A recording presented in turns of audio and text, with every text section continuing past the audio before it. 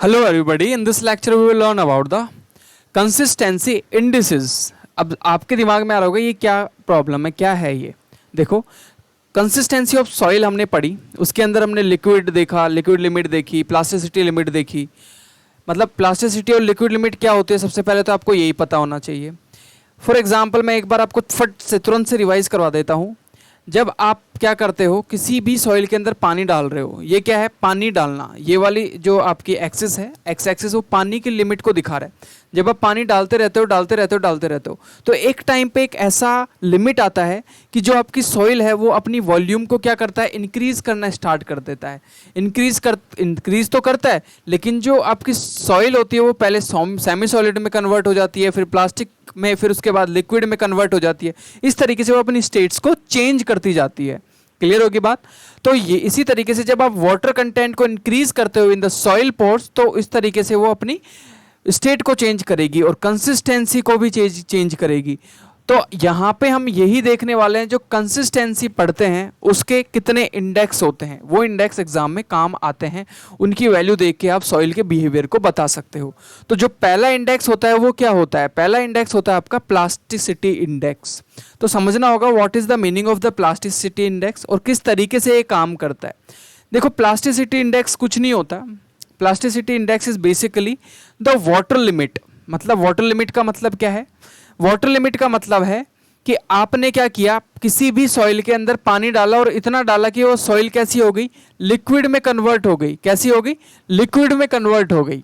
Clear होगी बात, okay. अब आपको पता है कि पहले लिक्विड में कन्वर्ट होने से पहले वो प्लास्टिक में कन्वर्ट होगी जब आप पानी डालोगे।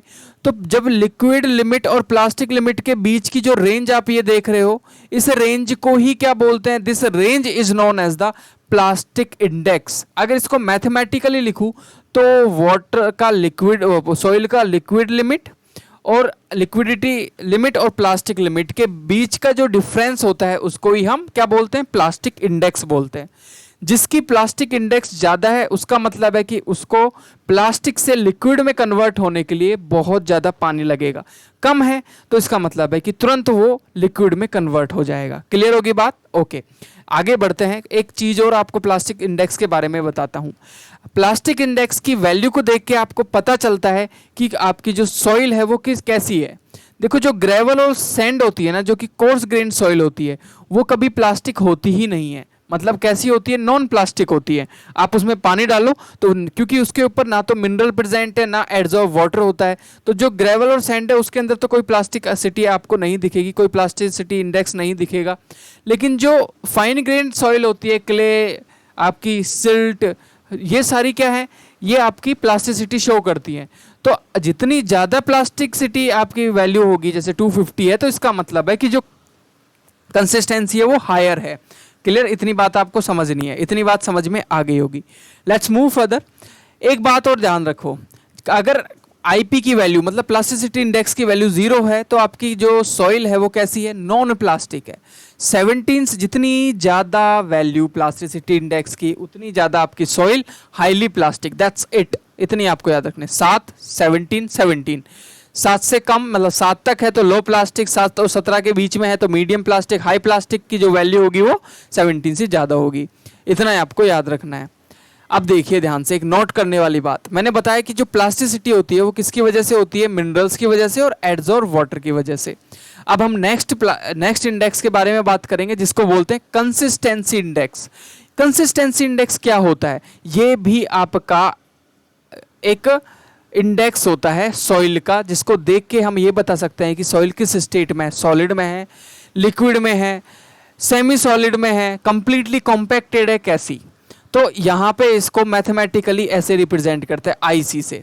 और आईसी जो होता है वो इक्वल होता है, आईसी जो होता है उसका एक फॉर्मूला होता है। क्या फॉर्मूला होता है, IC is directly proportional to WL, मतलब आपकी जो लिक्विड लिमिट है, माइनस WP मतलब plastic limit, divided by IP मतलब आपकी जो प्लास्टिसिटी इंडेक्स है उसके इनवर्सली प्रोपोर्शनल है। जितनी सॉइल प्लास्टिक उतनी कम उसकी कंसिस्टेंसी। सीधी बात है, जितनी ज़्यादा वो प्लास्टिक लिमिट रखती होगी उतना कम होगा उसके साथ काम कर पाना। ये बात आपको याद रखना है। क्लियर, आगे बढ़ते हैं हम यहाँ पे कंसिस्टेंसी इंडेक्स के बारे में देखते हैं एक चीज़। This index represents the behaviour of in situ fine grained saturated soil. मतलब कंसिस्टेंसी इंडेक्स ये बताता है कि किस तरीके की आपकी सॉइल है, किस तरीके की आपकी साइट पे सॉइल बिहेव करेगी। क्लियर? तो आपको ये समझना है। नेक्स्ट जो आप इंडेक्स देखने वाले हैं वो देखने वाला है लिक्विडिटी इंडेक्स। इसको हम सेम IL से रिप्रेजेंट करते हैं और इसका फॉर्मूला होता है WN minus WP divided by IP। IP क्या है? देखो मैं इसको अगर और एक्सप्लेन करूं तो WN minus WP divided by WL minus WP, मतलब this is the plastic limit ना। और यहां पे आपके पास में ये वैल्यू जो होगी वो भी इन्वर्सली प्रोपोर्शनल होगी आपकी प्लास्टिक लिमिट की। और लेकिन एक नोट करने वाली बात मैं आपको बताता हूं, जो लिक्विडिटी इंडेक्स होता है जो कंसिस्टेंसी इंडेक्स होता है IL प्लस जो IC होता है वो हमेशा 1 के इक्वल होता है। मतलब IL को और IC को जब ऐड करोगे तो हमेशा 1 आएगा। और दोनों एक दूसरे के क्या होते हैं? जस्ट इनवर्स होते हैं। जिसका IC ज्यादा होगा उसका IL क्या होगा? कम होगा। बस इतनी बात आपको याद रखनी है, ठीक है? देख लो, चाहे यहां पे IC की वैल्यू 0 से कम है तो मतलब लिक्विडिटी की वैल्यू 1 से ज्यादा है। लिक्विडिटी की वैल्यू जितनी ज्यादा उतनी ज्यादा सॉइल लिक्विड फॉर्म में मिलेगी, और लिक्विडिटी की वैल्यू जितनी कम होगी उतनी आपकी जो सॉइल होगी वो सॉलिड फॉर्म में मिलेगी। इसका जस्ट उल्टा IC आपको फॉलो करते हुए दिखेगा। तो ये दो फॉर्मूले आपको हमेशा याद रखना है। कौन कौन से दो फॉर्मूले? एक तो IL का फॉर्मूला जिसको हमने लिक्विडिटी इंडेक्स बोला है, और एक IC का फॉर्मूला।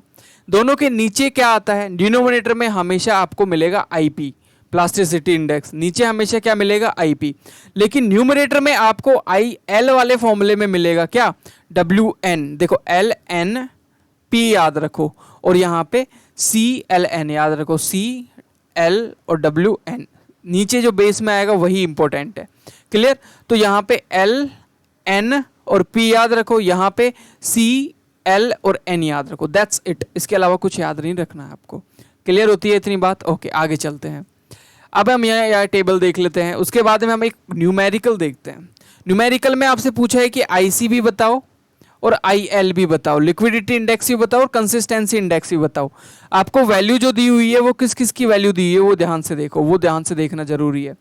और यहाँ पे आपको मैं बताता हूँ द लिक्विड लिमिट, मतलब WL जो दिया हुआ है वो है 45.46%, और आपको बोला है प्लास्टिक लिमिट, मतलब WP जो दिया हो वो दिया हो 28.75%। क्लियर? नेचुरल वाटर भी दिया है, WN जो दिया हुआ वो दिया हुआ 36.85%। अब आपको फाइंड करना है IC as well as IL। तो यहां पे हम निकालेंगे IC की वैल्यू। तो IC is nothing but, formula क्या था IC का? IC का फॉर्मूला था WL माइनस WN अपॉन में WL माइनस WP, मतलब CLN। मैंने बोला था ना, इस तरीके से याद रखना है। तो जब इसको हम कैलकुलेट करते हैं, वैल्यूज को जब रखते हैं यहाँ पे 45.46 माइनस WN नेचुरली कितना प्रेजेंट है 36.85 इज डिवाइडेड बाय 45.46 माइनस 28.75, इसको कैलकुलेट करेंगे the final value will be 0.51। ये आपका आ गया IC। और IL निकालना है तो मैं पहले ही बता चुका हूं कि IC प्लस IL जो होता है वो 1 के इक्वल होता है। तो हम इसमें से माइनस करेंगे तो IL की जो वैल्यू आने वाली है वो ऑलमोस्ट 0.49 आने वाली है। This will be your IL की वैल्यू। आई होप इतना क्लियर हुआ आपको? ओके तो ये इस तरीके के क्वेश्चन होते हैं। नेक्स्ट इंडेक्स प्रॉपर्टी है जिसको बोलते हैं टफनेस इंडेक्स। देखो टफनेस इंडेक्स किसी भी सॉइल की जितनी ज्यादा होगी उतनी अच्छी वो सॉइल होगी, जितनी कम होगी उतनी जल्दी वो क्रश हो जाएगी, टूट जाएगी। तो इसको अगर रेशो से समझूं तो रेशो से ऐसे समझूंगा तो IP अपॉन IF, जो टफनेस इंडेक्स होता है IT जो होता है वो होता है IP अपॉन में IF के इक्वल। मतलब आपकी जो प्लास्टिसिटी इंडेक्स होता है और आपकी जो फ्लो इंडेक्स होता है उन दोनों का रेशियो होता है।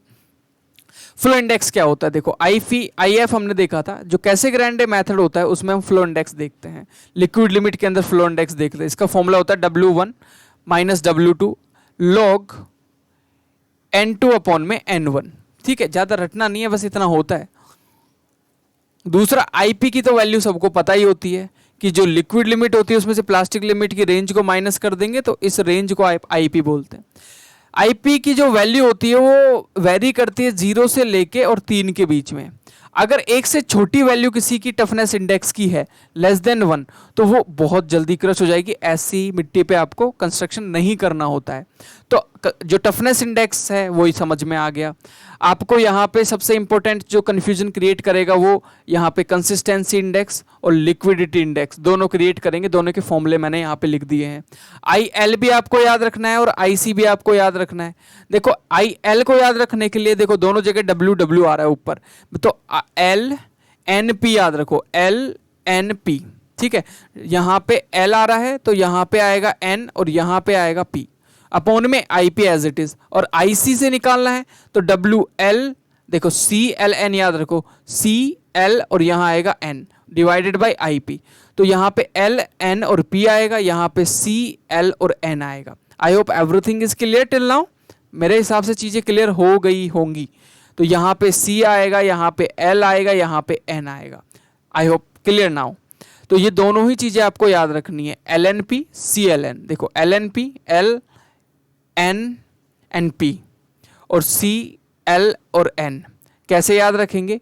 IL मतलब लिक्विडिटी इंडेक्स, तो WN minus WP divided by IP, नीचे तो IP ही रहेगा दोनों में, और CL और N डिवाइडेड बाय IP। बस ये दोनों चीजें आपको याद रखना है। This is the important thing which you have to remember for the liquidity index as well as the consistency index. तो LNP और CLN दोनों, ये ट्रिक है लर्न करने की कि आप एक साथ LNP को याद रख सकते हो जिससे आपको लिक्विडिटी का फॉर्मूला कभी बोलोगे नहीं। और एक नोट करने वाली बात जो मैं बार बार बता चुका हूं आपको ऑलरेडी, आई टोल्ड यू कि IL प्लस में IP करोगे then you will get the 1। IL को IP के साथ ऐड करेंगे तो आपको 1 मिलेगा, 1 मिलेगा। That's it. I hope everything is clear. If you have any doubt, please let me know in the comment section. Please do subscribe. Please hit the like button. Thank you everybody.